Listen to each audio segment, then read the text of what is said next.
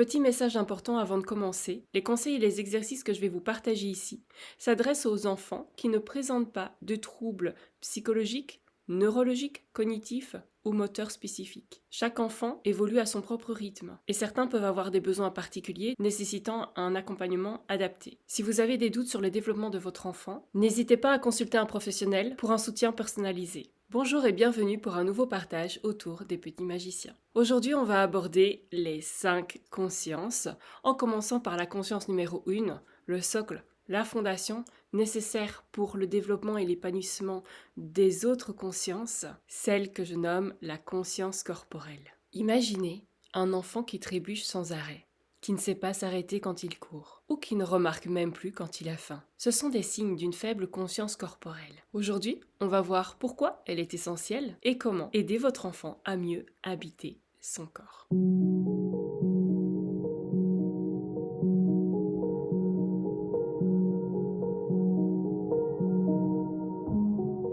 Alors, la conscience corporelle, qu'est-ce que c'est? La conscience corporelle, c'est la capacité de percevoir son propre corps, ses mouvements et ses sensations. C'est ce qui permet à l'enfant de savoir où il est dans l'espace, d'ajuster sa force et de répondre aux signaux de son corps comme la faim, la fatigue ou bien encore la douleur. Petite chose à ne pas négliger qui a toute son importance, c'est qu'un enfant avec une bonne conscience corporelle se sent plus en sécurité. Il va moins se fatiguer et va développer une meilleure coordination. Alors, quels sont les signes d'un manque de conscience corporelle? Alors, on va retrouver les difficultés motrices telles que les maladresses, une tendance à tomber facilement, la difficulté à attraper les balles ou bien à marcher sur une ligne droite. Une difficulté à sentir ses besoins physiques, ça va être un enfant qui ne va pas percevoir quand il a faim, quand il a soif, quand il doit aller aux toilettes, quand il est fatigué ou bien quand il a froid. On va retrouver des problèmes de posture et de coordination, il va s'asseoir de travers, il va avoir du mal à tenir son crayon, il va peut-être vite se fatiguer en écrivant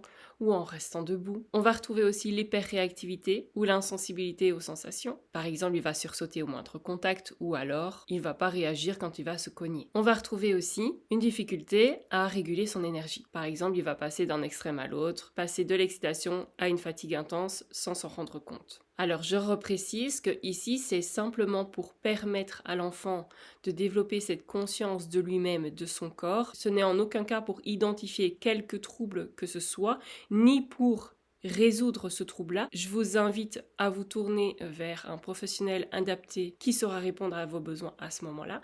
Ici c'est simplement pour vous, parents ou accompagnants, de poser un regard et d'amener aussi l'enfant à poser un regard sur lui-même, de prendre conscience de certains comportements et de certaines sensations corporelles, de pouvoir faire le lien entre le corps et ses sensations internes pour qu'il puisse progressivement prendre de plus en plus conscience de son corps et d'être à l'écoute de son corps. C'est uniquement le but recherché ici dans l'exploration de la conscience corporelle.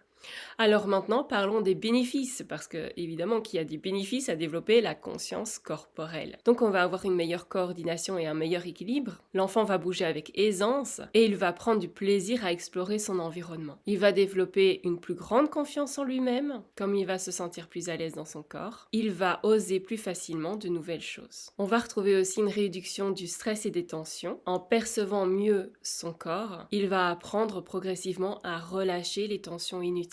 Ensuite, une meilleure gestion de l'énergie. Il va pouvoir reconnaître quand il est vraiment fatigué et quand il a besoin de se mettre en mouvement. Et ensuite, une facilité à interagir avec les autres. Il va mieux apprivoiser sa force et sa proximité aux autres et respecter ainsi les bulles individuelles de chacun, ce qui permettra d'éviter certains conflits. Alors, comment faire maintenant pour encourager le développement de cette conscience corporelle chez nos enfants ? Premièrement, on peut l'encourager par le mouvement, que ce soit via différents parcours de motricité, par la danse libre. Vous passez de la musique que vous aimez bien et vous vous mettez à danser dans le salon et vous laissez inspirer et porter par la musique. Ça, c'est génial avec les enfants. Vous pouvez vous mettre au yoga avec votre enfant.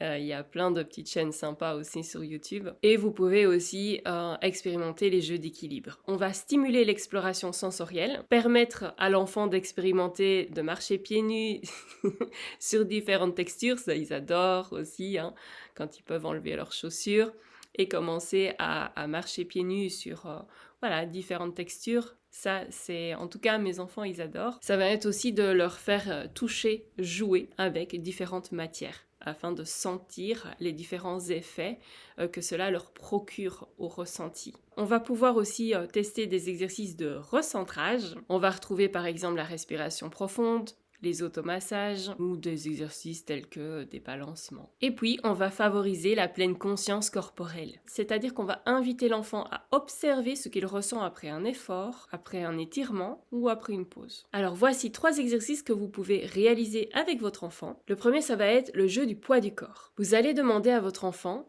de marcher lentement et de sentir le poids de son corps à chaque fois qu'il posera un pied par terre. Et vous pouvez même, afin d'affiner sa perception, lui demander de fermer les yeux. Ça lui permettra de se connecter un peu plus facilement à ses ressentis, ses sensations internes. L'exercice numéro 2, l'exploration des textures. Ici, vous allez lui proposer de marcher à pieds nus sur différentes textures. Voilà, que ce soit sur la moquette, sur un tapis, que ce soit sur le carrelage un peu froid, sur du parquet un peu chaud. Oui, vous voyez ici ces différentes textures que l'on a tous chez nous. Vous pouvez lui demander de marcher pieds nus dans l'herbe, sur des petits graviers, sur du bois, et donc vous allez lui demander les sensations que cela lui procure, afin qu'il puisse poser de la conscience dessus. Et le troisième exercice, c'est le jeu de la statue. Vous voyez là, 1, 2, 3 soleils. Vous allez refaire un peu le même style de jeu. Donc vous allez lui suggérer d'alterner des mouvements rapides et puis de s'immobiliser afin de ressentir les différences dans le corps. Le corps, c'est la première maison de nos enfants. Plus ils vont apprendre à s'y connecter, plus ils vont pouvoir s'épanouir. Alors essayez ces exercices-là et dites-moi en commentaire comment ils ont réagi, quelles ont été les prises de conscience. Et surtout, abonnez-vous pour ne pas manquer la prochaine vidéo où on abordera la conscience sensorielle.